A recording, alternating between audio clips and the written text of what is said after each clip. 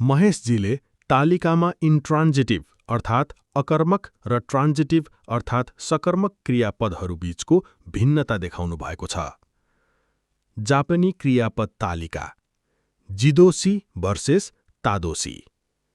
इन्ट्रान्जिटिभ अकर्मक क्रिया आफै हुने, ट्रान्जिटिभ सकर्मक क्रिया कसैले गर्ने। 1.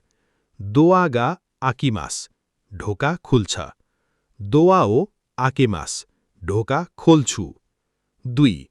मादो गा सिमारिमास झ्याल बन्द हुन्छ।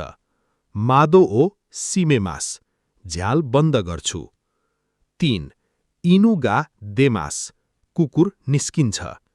इनु ओ दासीमास कुकुर निकाल्छु। 4. देन्की गा चुकीमास बत्ती बल्छ। देन्की ओ चुकेमास बत्ती बाल्छु। 5. हा गा उगोकीमास दाँत हल्लिन्छ। हा ओ उगोकासीमास दाँत हल्लाउँछु। 6. कुरुमा गा तोमारिमास कार रोकिन्छ। कुरुमा ओ तोमेमास कार रोक्छु। 7. योते गा कावारिमास योजना बदलिन्छ। योते हो काएमास योजना बदल्छु। 8. ब्यौकी गा नाओरिमास रोग निको हुन्छ। ब्यौकी ओ नाओसीमास रोग निको पार्छु। 9. काइगी गा हाजिमारिमास बैठक सुरु हुन्छ। काइगी ओ हाजिमेमास बैठक सुरु गर्छु। 10. पेन गा ओचिमास पेन खस्छ।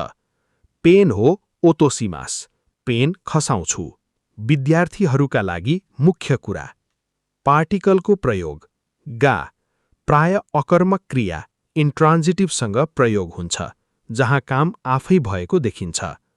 वो सकर्मक क्रिया ट्रान्जिटिभसँग प्रयोग हुन्छ जहाँ कसैले केही वस्तुमाथि काम गरिरहेको हुन्छ।